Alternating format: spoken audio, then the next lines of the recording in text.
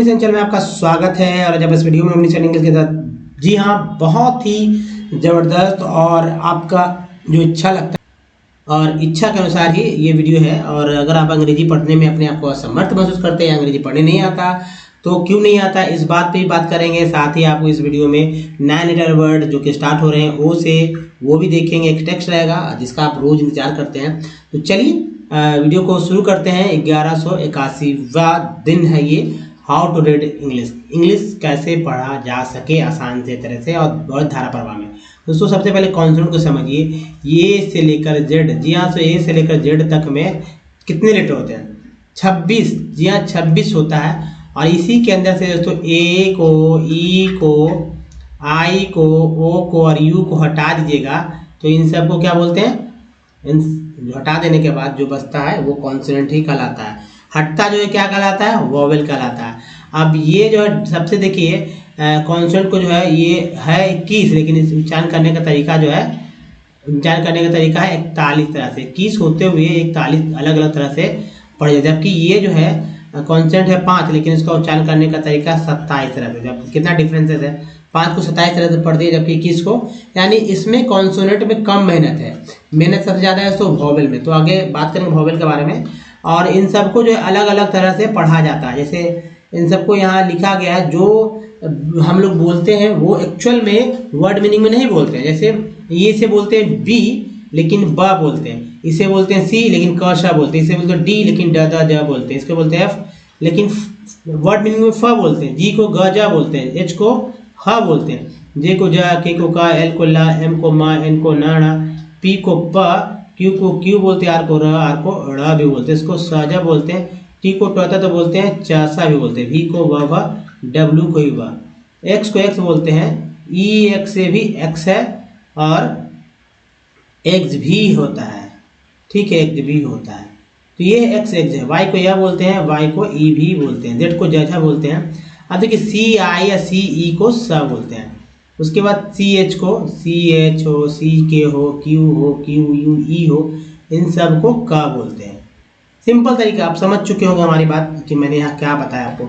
अब देखिए सबसे जो टेढ़ा चीज़ है वो वोवेल होता है। वोवेल को समझ लेना। जैसे कि ए को 4 तरह से पढ़ते हैं, यानी ए को 4 अलग अलग तरह से बुलाते हैं। ई को 5 तरह से बोलते हैं, यानी कि अलग अलग तरह से।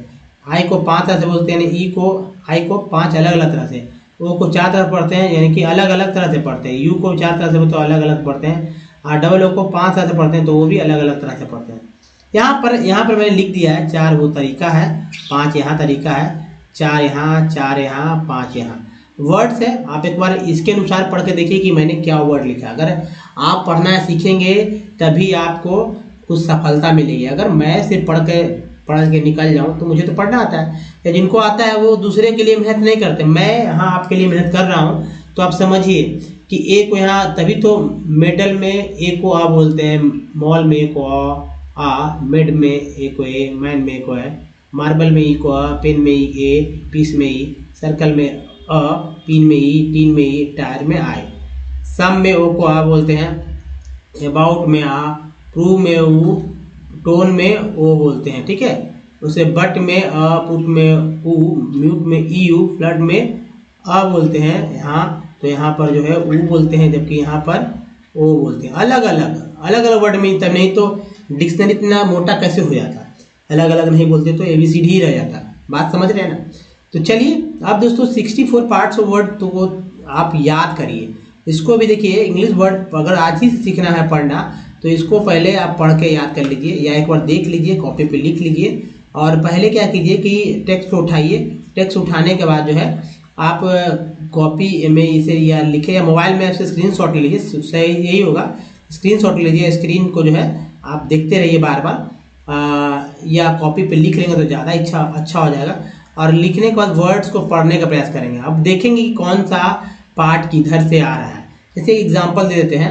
जैसे देखिए कन एक पार्ट है जो कि पहले तो मैंने लिखा है, अस एक पार्ट है जो कि यहाँ दिख रहा है। तो हर एक वर्ड में कुछ ना कुछ आपको कुछ ना कुछ मिलते रहता है, तभी तो पढ़ना इजी है, नहीं तो पढ़ने में बहुत ही दिक्कत हो जाती। तो दोस्तों ये है 64 पार्ट्स ऑफ वर्ड जो कि आपको अच्छे से याद कर लेना है। विथ एग्जाम्पल यहाँ था। आपको क्या करना है कि अगर हमारे वीडियो को देखना है और अधिक और ज़्यादा देखना है और जल्दी जल्दी समझना है तो बस ओमनी चैन इंग्लिश यूट्यूब से गूगल पर टाइप कीजिए, सारे वीडियो के लिंक मिलेंगे दोस्तों। अब या रीडिंग करना हो या फिर राइटिंग या फिर स्पोकन सब कुछ सीखेंगे विदेशी से। हमने तो ग्रामर स्टडी करना है तो चलिए कुछ नहीं करिए, अंग्रेजी पढ़ना लिखना सीख जाइए, लेकिन एक कॉपी जरूर रखिए और कॉपी रखिए और नीचे का वीडियो देखिए और उसके अनुसार आप कॉपी पे लिखते जाइए, ताकि हमारे वीडियो से जो है आपका वो ना रहे कि डिपेंड है वीडियो पे डिपेंड है, आप अपने कॉपी पे डिपेंड हो जाइए। चलिए अब देखिए जिनको है कैसे पढ़ेंगे, यहाँ पर सीधा पढ़ेंगे कि क्या लिखा हुआ, ऑगमिस्ट्स है ना। नेक्स्ट देखिए ओगोनीलैंड, ऑग्रेसली, ओमिकली। नेक्स्ट है ओमीटर्स, ऑयल क्लॉथ्स, ऑयल फेल्स, ठीक है, ऑयल पेपर्स, हमारे साथ पढ़िए, ऑयल स्टोन्स। नेक्स्ट देखिए ऑयल ऑइंटमेंट्स, ठीक है, ओएटिसिकस। नेक्स्ट है फिर ऐसे लास्ट में ओलिस्टर्स, ठीक है, तो यहाँ पर ली बना लीजिए ओलिस्टर्स। नेक्स्ट देखिए ओकेनेगन्स, नेक्स्ट है ओकेनोगन्स। नेक्स्ट ओकिनावान्स। नेक्स्ट है ओक्लाहोमैन, ओल्डनेसेस, ओल्ड स्क्वाश।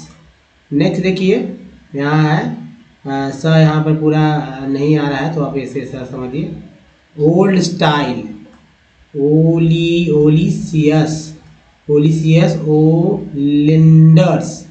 नेक्स्ट है ओलिनोलिक और ये है ओलेक्रैनल। तो ये है इजी। अब जो है तो इसको समझिए, नेक्स्ट स्लाइड को देखिए, ओलेक्रैनन के बाद है ओलेनेकियन। नेक्स्ट है ओलियोग्राफ, ओलियो यहाँ करेंगे ओलियोग्राफ। नेक्स्ट है oleoresin. Next olfactics,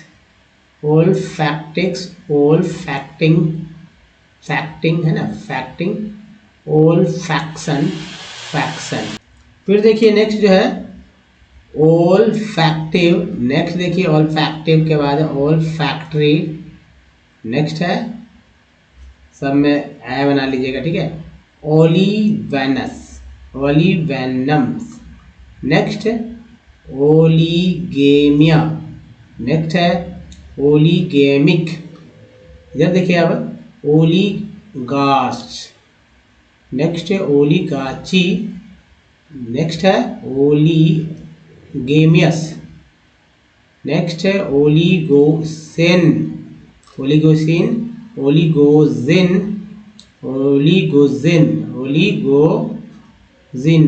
oligomers. Next है ओलिगोपॉली। नेक्स्ट है ओलिगोरियस। नेक्स्ट है ओलिफेंट्स। नेक्स्ट है ओलिटरस, ठीक है, ओलिटर्स। तो ये बहुत ही समझदारी से आपको नेक्स्ट है सो ओलिटोरिस। नेक्स्ट है ओलिवेनाइट। नेक्स्ट है ओलिवेरियन। अब देखिए यहाँ से थोड़ा सा आपको समझना होगा, ओलिवेट्स, ओलिक्रॉक। नेक्स्ट है ओलोगोएंड। नेक्स्ट है ओलोलिक्वी। नेक्स्ट है ओलिम्पियाड्स। नेक्स्ट है उसके बाद देखिए ओलिम्पियंस। नेक्स्ट है ओमेदुअन्स। नेक्स्ट है ओमनीनेस है ना, ओमनीसिंग। नेक्स्ट है ओमनी रिंग। नेक्स्ट है ओम्ब्रेलाज, नेक्स्ट है ओम्ब्रोफिल, वो है ओम्बुड्समैन।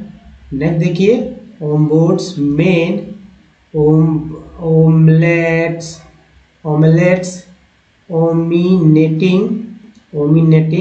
ओमिनेशन। नेक्स्ट है ओमिनोसिटी। नेक्स्ट देखिए ओमिनसली, ठीक है। नेक्स्ट देखिए ओमिसिबल। नेक्स्ट है उसके बाद दोस्तों ओमिशंस। नेक्स्ट है ओमिटेंस। नेक्स्ट है ओमैटिडिया। नेक्स्ट है ओमनेटीज। अब चलिए अगले स्लाइड पे चलते हैं दोस्तों। तो ये अगला स्लाइड है जो टेक्स्ट का है, और टेक्स्ट के थ्रू ही आपको समझ में आएगा कि कैसे पढ़ा जाता है या 64 पार्ट्स ऑफ वर्ड का यूज़ कैसे करना है। अगर 64 पार्ट्स ऑफ वर्ड को अगर आप समझ गए तो आप समझ लीजिए कि इंग्लिश आप पढ़ चुके 90% तक वह एक्यूरेसी के साथ पढ़ सकते हैं। और जो बचता है वो धीरे धीरे प्रैक्टिस से हो ही जाएगा। फ्लो में पढ़ना है, तेज़ी पढ़ना है तो आपको ज़्यादा पढ़ने का काम करना होगा। यानी कहीं भी कोई वर्ड मिल जाए तो उसको पढ़िए, ये बहुत ही ज़रूरी होता है। तो तेज़ी से हम लोग पढ़ने का प्रयास करते हैं और सीखने का कि कैसे सीखा जाता है। देखिए कुछ खास बात मैं यहाँ बताता हूँ। देखिए का अलग वर्ड है, ठीक है, अलग वर्ड है, ये भी एक अलग वर्ड है, लेकिन इसमें एक देखिए कॉमन समानता ये है कि यहाँ पर सन दोनों में एक जैसे है। यहाँ भी एक अलग वर्ड है लेकिन इसमें भी देखिए एक समानता मिले, यहाँ भी एक अलग वर्ड है, समानता देख रहे हैं। तो ये सब क्या है मैंने तो नहीं डाला, ये आपको मिलेंगे, इसीलिए 64 पार्ट्स ऑफ वर्ड की बात होती है कि ताकि आप अच्छे से समझें। जैसे राइजिंग, इंग, ये इंग है, इसको जब बोलते हैं तो राइजिंग हो गया। अब देखिए इम्पोर्टेंस हो गया of the tertiary sector in production over the 40 years between 1973 to 74 and 2013 to 14 while production। तो यहाँ देखिए प्रोडक्शन में क्या, प्रो जो है एक पार्ट है, सन यहाँ फिर आ गया, प्रोडक्शन। तो यहाँ बार बार देखिए कि कुछ ना प्रोडक्शन, ठीक है ना, कुछ लोग प्रोडक्शन बोलते हैं, यानी र को घसीट कर बोला जाता है प्रोडक्शन, कुछ लोग ऐसे ही बोलते हैं, लेकिन प्रोडक्शन एक्चुअल उच्चारण है। Production in all the 3 sectors has increased. It has क्या है, इसके बाद देखिए it has increase the most in the tertiary sectors as a result in the year 2013 to 14 the tertiary sector has emerged as the largest producing sector in India, replacing the primary sector। तो OR को बोलते हैं sector, why is the tertiary sector becoming so important in India? There could be है ना several है ना, several यहाँ जोड़ लीजिए, several reasons। First, in any country several services such as hospitals, आलो हो गया, टल्स हो गया, educational आलो यहाँ भी हो गया, institutions, post and telegraph services, police stations, court, village administrative offices, municipals, corporations, defense, transport। दोस्तों ये है तरीका पढ़ने का। अगर आपको इस तरह से पढ़ने आता है तो कोई दिक्कत नहीं, बहुत ही जल्दी पढ़ना जो है सीखेंगे। अगर नहीं समझ रहे हमारी बातें को तो समय लगेगा, लेकिन सीख जाएंगे। दोस्तों नए चैनल को सब्सक्राइब कीजिए, घंटी को दबाए, आने वाली वीडियो के लिए, कुछ प्रीवियस वीडियो के लिंक यहाँ से चैनल को सब्सक्राइब करने के लिंक यहाँ, प्लेलिस्ट का लिंक यहाँ से मिल जाएगा। दोस्तों इस वीडियो में धन्यवाद, थैंक्स फॉर वॉचिंग, धन्यवाद।